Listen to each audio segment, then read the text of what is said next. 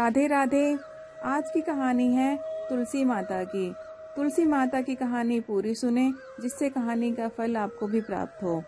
तुलसी माता की कहानी सुनने से पहले एक बार गणेश जी की कहानी अवश्य सुने।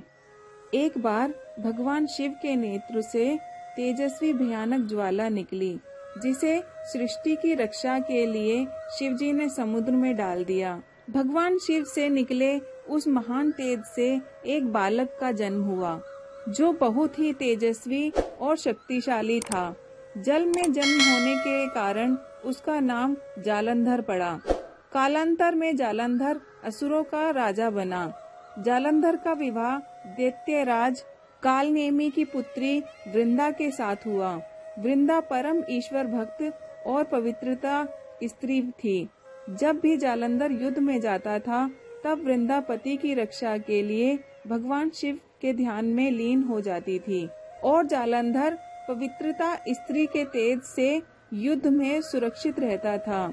एक बार स्वर्ग का अधिपति पाने के लिए जालंधर असुरों की विशाल सेना के साथ देवताओं से जा भिड़ा। जालंधर के नेतृत्व में असुरों ने देवताओं को पराजित कर दिया और स्वर्ग पर असुरों का राज हो गया। देवतागण भागे भागे देवगुरु बृहस्पति के पास पहुँचे। बृहस्पति के कहने पर देवतागण भगवान विष्णु की शरण में गए। देवताओं की प्रार्थना सुनकर भगवान विष्णु उनकी सहायता के लिए जालंधर से युद्ध करने गए, पर भगवान विष्णु शिव के तेज से उत्पन्न हुए जालंधर को पराजित नहीं कर सके और उसे वर मांगने को कहा। जालंधर ने चालाकी से भगवान विष्णु को लक्ष्मी सहित अपने महल में रहने का आग्रह किया, जिसे भगवान विष्णु मना नहीं कर सके। इस तरह जालंधर ने भगवान विष्णु से भी अभय प्राप्त कर लिया था। इसके बाद हारकर देवतागण देवगुरु बृहस्पति के साथ भगवान शिव की शरण में गए। देवताओं की सहायता के लिए भगवान शिव जालंधर से युद्ध करने के लिए गए। भगवान शिव भी उसे पराजित नहीं कर पाए। तब भगवान विष्णु शिव जी के पास पहुँचे और कहा कि हे देव, जो आप अपने ही तेज से उत्पन्न जालंधर को पराजित नहीं कर पा रहे हैं, उसका कारण जालंधर की पवित्रता स्त्री वृंदा के सतीत्व और शक्ति है।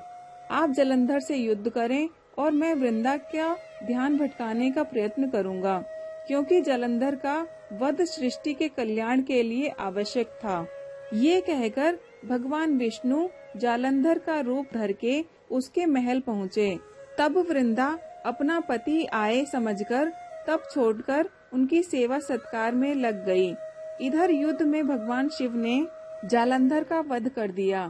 जालंधर का वध होते ही दूत वृंदा को खबर देने पहुँचे।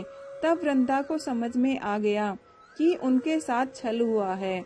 तब वृंदा ने भगवान विष्णु को अपने असली रूप में आने को कहा और उनको पत्थर हो जाने का श्राप दे दिया और स्वयं योगाग्नि में प्रज्वलित होने को उद्यत हुई। पर तभी वहाँ सभी देवी देवता पहुँचे और माता लक्ष्मी वृंदा से भगवान विष्णु को श्राप मुक्त करने का अनुरोध किया, जिसे मानकर वृंदा ने भगवान विष्णु को तो क्षमा कर दिया, पर स्वयं योगाग्नि में भस्म हो गई। तभी उसी भस्म से एक पौधा उत्पन्न हुआ, जिसे तुलसी कहा गया। भगवान विष्णु के उसी पत्थर रूप यानी शालिग्राम से तुलसी विवाह की परंपरा शुरू हुई। आज भी कार्तिक महीने के शुक्ल पक्ष की एकादशी तिथि को प्रतिवर्ष तुलसी विवाह का उत्सव धूमधाम से मनाया जाता है।